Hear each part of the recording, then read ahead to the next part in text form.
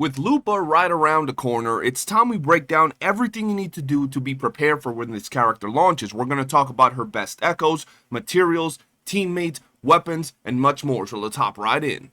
Kicking things off with the materials, and here we have everything that we're going to have to get. Howler cores, wave-worn residues, netherworld stare, bloodleaf viburnum, unfading glory, and the total amounts of shell credits, so do be sure to get to grounding as soon as you can, ladies and gentlemen. Now, I know that saying you need all these materials might be a little overwhelming. Well, I'm going to link this page in the description of the video, but you can come right here and check exactly how many materials you need for each one of the levels. And if you scroll down on this page, you will see that you can also check the skill attributes and stat enhancements you will be getting as you level up your skills.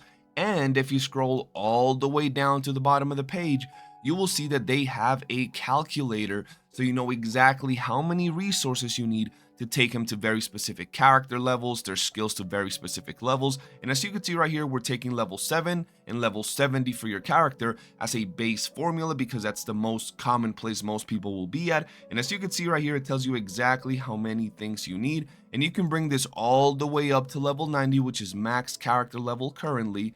And it'll tell you exactly how many materials you need.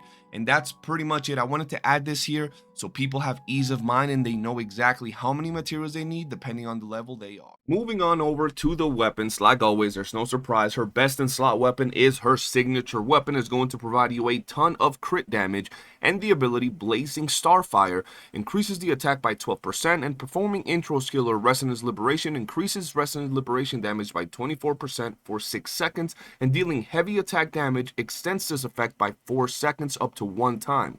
Each successful extension gives 24% fusion damage bonus to all resonators in the team for 30 seconds. Overall, it's going to be a very strong weapon for the fusion team because, as you just heard, not only is it going to provide a very strong buff for LUPA herself, but it is going to increase the overall damage of the fusion team as a whole. So it's really damn good, and I highly advise, if you're going for full fusion team, if you want to get that quick swap going on, I highly advise you go ahead and get this weapon. Now, for her second best options, we do have Diverted Summon and Aegis of Harvest. And I'm going to be honest, these are mainly stat sticks because the ability of Wildfire Mark is going to be pretty much perfect for LUPA, whereas you're really going to be missing out when it comes to these other weapons. They might be close, but they're not going to be the best option. And like always, we have the budget option, all reliable Lustra's Racer. And in all reality, I think Lustra's Racer is going to be a pretty solid option for LUPA if you're not able to get her weapon, but these are the weapons you can go ahead and rock on your LUPA. Moving on to the echoes. For the 4 cost, you're going to want the Lioness of Glory. Here we have the 3 cost and the 1 cost. Now, ideally, for your main set, you're going to want to put the Flaming Claw print. It is going to work perfectly for LUPA, the 2-piece providing 10% fusion damage, and the 5-piece casting Resonance Liberation grants all resonators in the team 15% fusion damage bonus, and the caster 20% Resonance Liberation damage bonus lasting for 35 seconds. So as you saw, it works really well with the whole quick swap comp with the fusion team, which is perfect. I know a lot of people are looking at this character and they were expecting an absolute nuker, something along the lines of Cardathea, but I'm gonna be honest with you, that's not how LUPA works. You're going to want to rotate, quick swap, and all that good stuff for her to work the best. Now, if you don't want to build a brand new fusion set, you can go ahead and build an old fusion set, which is still pretty good. The 2-piece giving you fusion damage plus 10%, and the 5-piece, upon using Resonance skill, fusion damage is increased by 30% for 15 seconds. Both sets are going to be pretty good, but I do advise, and I want to say this loudly, the new set, the Flaming Claw print, is going to be her best in slot set. Now, the reason I'm putting emphasis on this is because last video I did, the prep guide for Cardathea, I specifically gave y'all the main option and then the secondary set you can put on her if you don't have the main build yet. And people were all up in arms saying, oh no, the other set doesn't work. No, it does work. It's just not ideal. And this is the same exact scenario. Now, when it comes to the echo stats, for the main stats, you're going to want crit rate or crit damage depending on your build, the dupes, all that good stuff. For the 3 cost fusion damage or attack percentage, you can ideally go for fusion damage.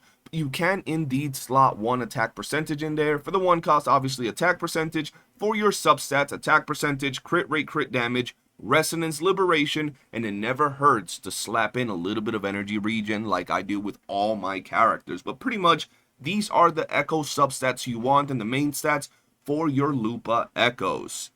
Moving on over to the team comms. Obviously, for your top picks, we have Brandt and Shang-Li, the Trinity of Fusion team comms, the 2 units that are really going to rotate really well with LUPA. And I gotta be honest, having seen the gameplay from these 3 characters together, I gotta say, you better be ready to get some arthritis on your fingers and learn them rotations perfectly, because quick swapping, rotating, and all that good stuff is going to be part of this fusion team to truly optimize your damage and your rotations. These 3 characters synergize incredibly well, but you will have to actually sweat a little bit to learn their rotations. It's not going to be like other teams where you have your little buffer, then you go into your sub DPS, and then you nuke off with your main DPS. This character, every single unit provides damage, buffs, and all types of goodies.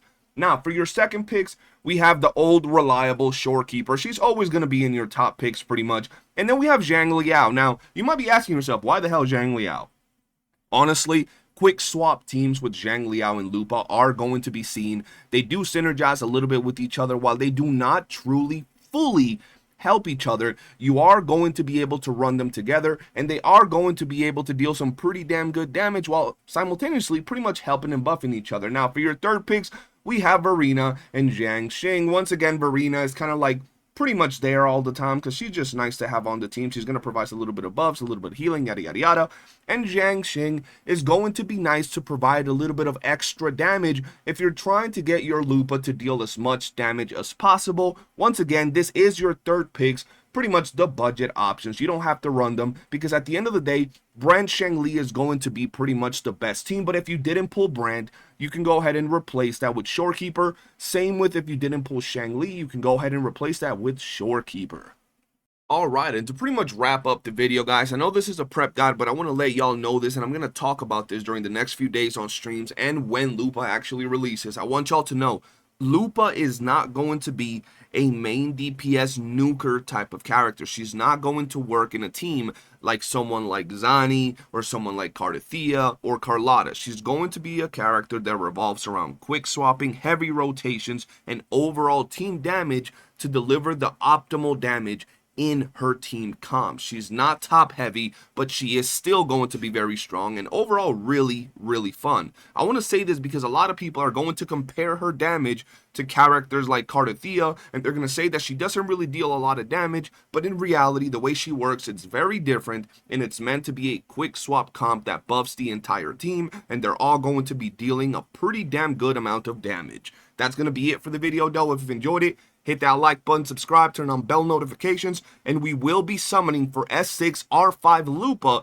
the day she goes live, so do be sure to tune on in. But for now, I'll see you guys on the next one. Peace.